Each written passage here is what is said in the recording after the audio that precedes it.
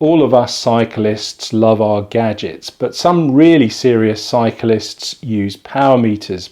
But they can range from between a couple of £100 right up to a couple of £1,000. So the burning question I'm asking today is, do we really need a power meter?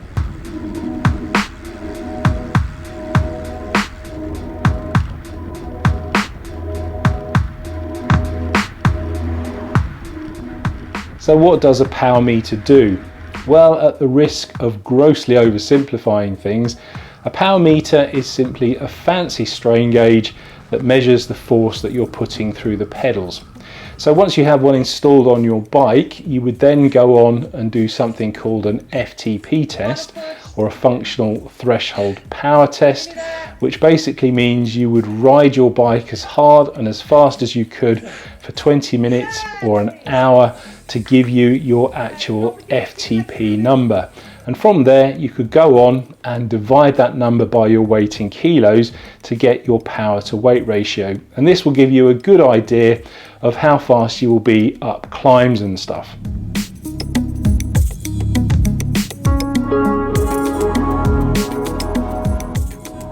The FTP number is considered a fairly important metric by many cyclists because it forms the basis of any subsequent training that they would do, particularly if they want to increase their strength and increase their speed. So basically what they would do is then go out and train at what they call threshold, and hopefully after 3 or 4 months they would do another FTP test and see that their FTP number has actually increased.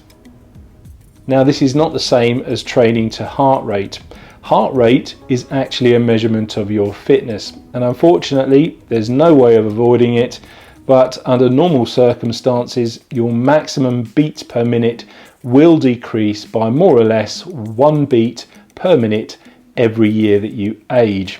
By contrast, your FTP is a measurement of your strength, and if you do the training and you maintain it, your FTP number should, in theory, stay the same or possibly even increase.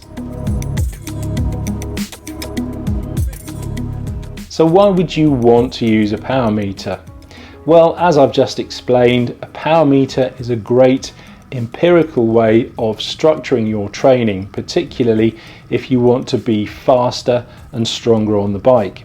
It's also a great way of gauging your efforts, particularly on climbs. So for instance, if you have an FTP of say 300 watts, that means in theory you can maintain 300 watts for 1 hour. So when you get to that climb, you can knock it back to 200 watts, and that way you won't blow up.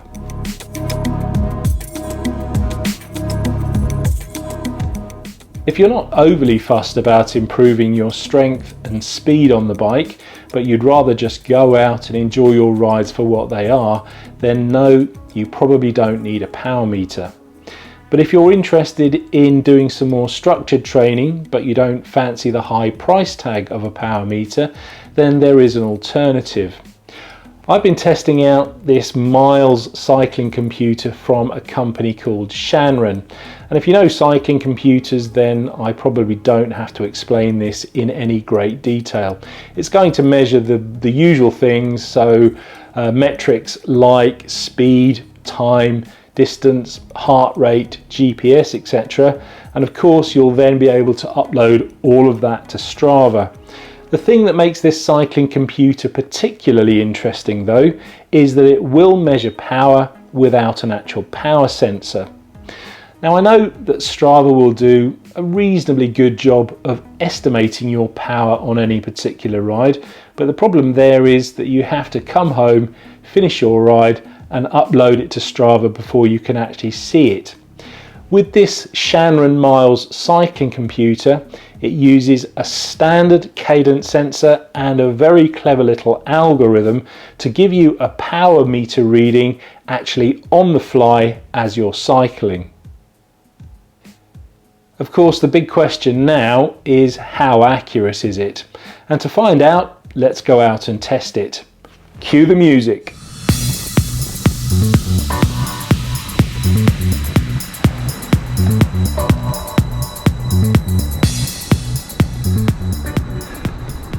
I'm not going to overthink this.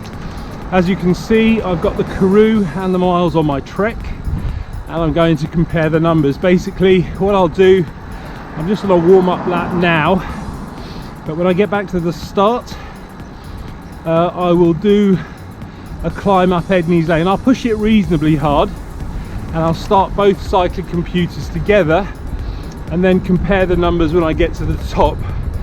And just for information, the Karoo is paired with the power sensor on my cranks, and the miles is using the combination of the cadence sensor and the algorithm to calculate its power. But I can already see on this warm-up lap that the power readings are very different, but hopefully they'll kind of equalize out once we get to the top.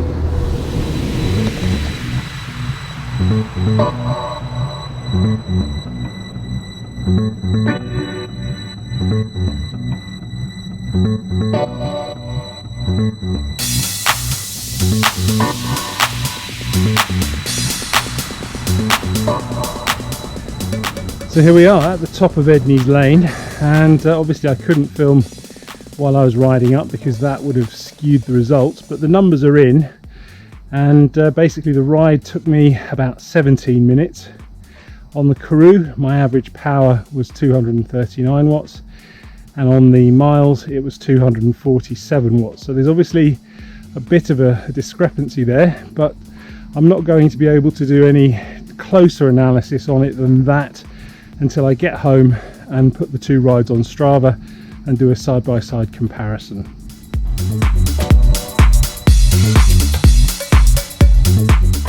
Now that I'm back at the house, I'm showered and I'm relaxed, I've uploaded the rides to Strava, and we can have a look at them in a little more detail in a slightly more relaxed atmosphere. And here we are in Strava, and this is obviously my ride recorded by the Karoo. So we can see that the distance was 6.94 kilometers, so almost 7 kilometers, with a ride time of 18 minutes and 24 seconds. So go over to the ride recorded by the miles cycling computer. It was 6 kilometers and 6.93 kilometers. So a slight distance discrepancy there, and that could have been down to the fact that I was unable to start both cycling computers recording at exactly the same time. But then there's quite a difference in the moving time, 17:47 there and then 18:24 there. So that's a difference of about maybe 35 seconds or so. I can't really account for that, but anyway, let's have a look at the power numbers. So according to the Karoo, my average power for that ride was 234 watts with an maximum wattage of 471 watts. Let's come over to the miles, and my average was 230 watts with a maximum of 968 watts, and that's quite a difference. So I'm less likely to believe the max watts, but you can see that the average watts recorded by the miles is 230, and the average watts recorded by the Karoo, which is actually on a proper power sensor, is 234 watts. So there's not a lot of difference in that, I would say. So for me, they're more or less recording the same average watts. But let's have a quick look at the power curve, and this is the power curve for the Karoo, and it goes down sort of fairly gently, as you can imagine, as I start to kind of get tired and the gradient starts to get a bit steeper, and yeah, I get to the end here and it's 230 watts.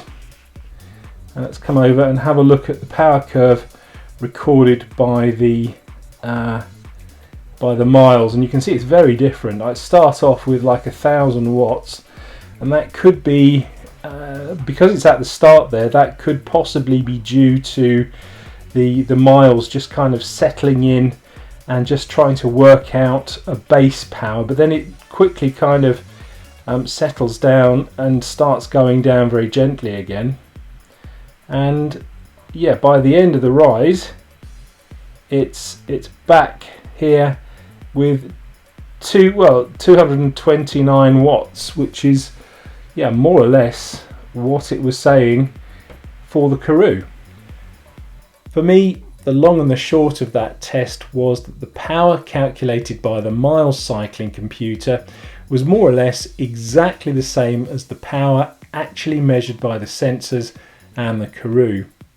Now the miles is less than $100 or £75, and if you'd like more information, or if indeed you're thinking of buying one, I'll leave a link in the description below. In the meantime, if you've enjoyed this vlog, please like and share, and please also consider subscribing because it really helps the channel out. And if you'd like to see the FTP test that I took back in November, click on the video that's coming up in a few seconds in the end screen. Thanks for watching.